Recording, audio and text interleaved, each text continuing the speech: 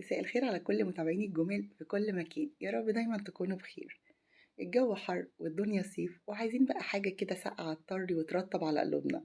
فقلت مفيش أحلى من الترند اللي مكسر الدنيا، وكالعادة لازم أعمله لكم على طريقتي وأدي التاتش بتاعي. عملت لكم منه ستيك الآيس كريم، مش مجرد ساندوتش آيس كريم زي ما ظهر لكم.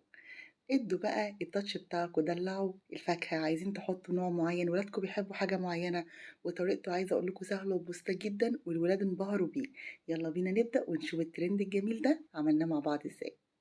هنسمي الله وننزل بنص كوباية من الكريم شانتيه الخام، تلت كوباية أو نص كوباية من المية المتلجة أو الحليب، وبعدين ربع كوباية تقريبا من الكريمة اللباني، ونيجي بقى البديل اللبن المحلى المكثف، معلقتين كبار من اللبن والسكر البودر، وبعدين بقلب بالمضرب بالراحة خالص قبل ما بشغله عشان ما بهدلش الدنيا.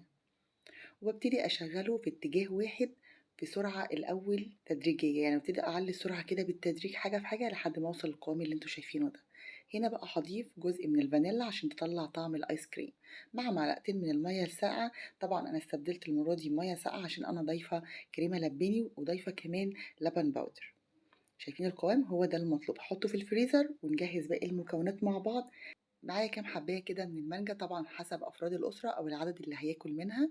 طبعا يفضل إنها تكون طويلة شوية كده، يعني زي النوع الصديقة أو السنارة، عشان تعرفي توقفيها كويس ويبقى مدياكي شكل جميل انسيابي كده. طبعا دي مانجا صديقة كلنا بنعشقها، وبتتفتح معانا كده بكل سهولة، بنبتدي نلفها عكس التانية وبتطلع معانا جميلة كده. النوع ده بيتميز إن هو طعمه حلو قوي وكله بيبقى لحم مفيهوش شعر ولا حاجة، وبقى طعمه بجد يجنن. وباطلّع بقى البذرة كده ألفّها يمين شمال لحد ما بتطلع بالشكل ده. أنا عايزة أقول لكم بقى الجمال كلّه في الجزئية دي، عايزة أقول لكم هتتفرم دلوقتي. وكده جهّزتها كلّها، باحطها بقى في قالب بحيث إن هي تبقى واقفة، وباجيب الآيس كريم بعد ما تلّج باحطه في كيس حلواني وابتدي أفرّغه بالشكل ده. ممكن تحطيه بمعلقة بأي حاجة، يعني الموضوع سهل بس أنا باحاول أسهّل عليكِ أكتر.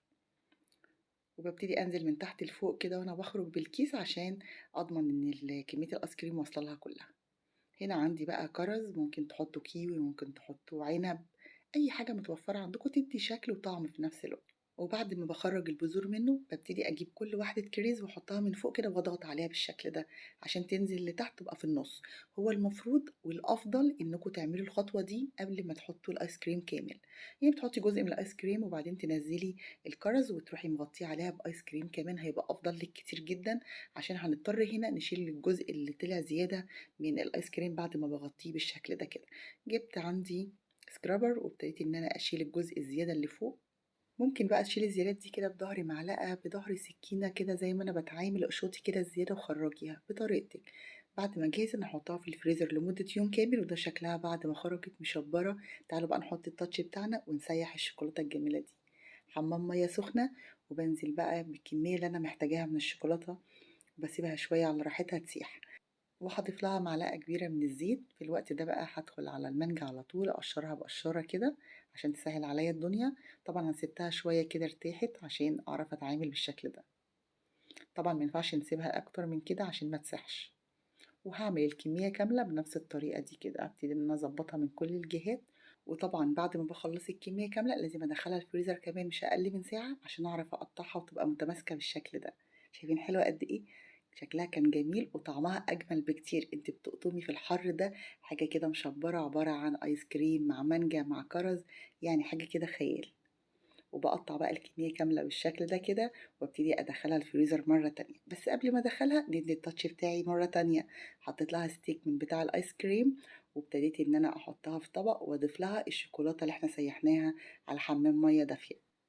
بحاول اديها طبقة كده سميكة من الشوكولاتة وابتدي اوزعها في كل الاطراف كويس جدا. طبعا المانجا اللي خارجة دي لو لسه متلجة، مجرد ما بتضيفوا لها الشوكولاتة بتتماسك بسرعة، بتدي كفر كده جميل جدا متماسك. انما طبعا هي ابتدت تسيح شوية، الجو حر جدا، ففي الوقت ده هبتدي ادخلها التلاجة تاني مش اقل من ساعتين. في الحالات اللي زي دي الديب فريزر افضل كتير من الفريزر العادي بتاع التلاجة، هينجز معاكي وقت جامد.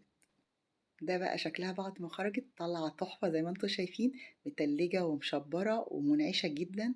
طبعا الستيك كان تحفة، اللي بالشوكولاتة دي عجب الولاد جدا، واللي شبه الساندوتش دي كانت تحفة تحفة. بصراحة الطريقة كانت سهلة وبسيطة، ادوا التاتش بتاعكم بقى وحطوا الحاجات اللي ولادكم بيحبوها تطلع معاكم أجمل حاجة في الدنيا. كانت معاكم سبا العرايشي، وإلى اللقاء في فيديو آخر إن شاء الله.